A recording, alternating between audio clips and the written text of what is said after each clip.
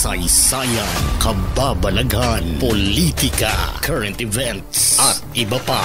Huwag magpahuli, ating alamin, tuklasin dito sa Historiador Filipino.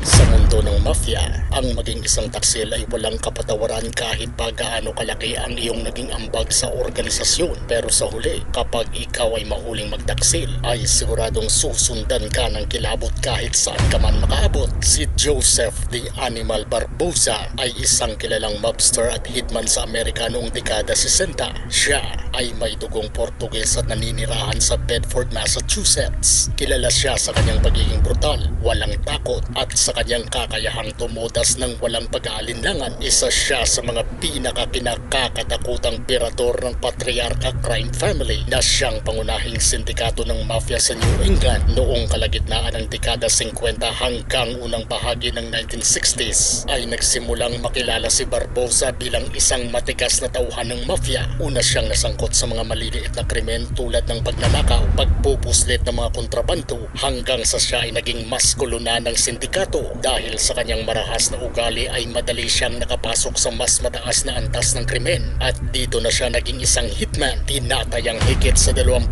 katao ang kanyang napaslang, bagamat hindi lahat ay napatunayan sa korte. Pero kilala siya sa mga pamamaslang na may kinalaman sa sindikato, kabilang ang mga karibal na gangster at mga taong itinuturing na banta sa pamilya Patriarca. Ilan sa kanyang mga naging biktima ay mga kilalang personalidad sa mundo ng organisadong krimen sa Boston, kabilang ang ilang miyembro ng Winter Hill Gang at iba pang mga gangster na tumalikod sa mafia. Ang pangalan niya ay kinabit sa maraming high-profile na pagtodas na yumanig sa Boston Underworld noong mga panahong yun. 1967 nang maaresto si Barbosa at nahatulan dahil sa kasong murder. Habang nakakulong, siya ay naging unang mafia hitman na naging government witness laban sa pinaglilingkuran niyang sindikato. Dahil dito ay minarkahan siyang traidor sa mundo ng mafia. Ang kanyang testimonya ay naging susi sa pagkakakulong ng ilang miyembro ng pamilya Patriarca. Matapos siyang maging saksi, siya ay inilagay sa Witness Protection Program at binigyan ng bagong pagkakakilanlan. Gayunpaman,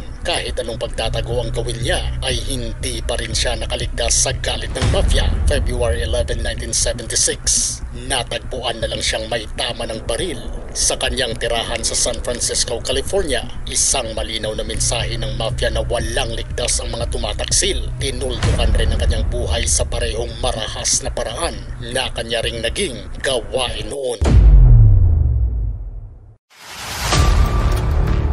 Kung gusto nyo ng mga ganitong klaseng videos, panoorin, pindutin ang notification bell, mag-subscribe at i-share sa mga kaibigan. Maraming salamat po. Hanggang sa susunod dito sa Historiador Filipino.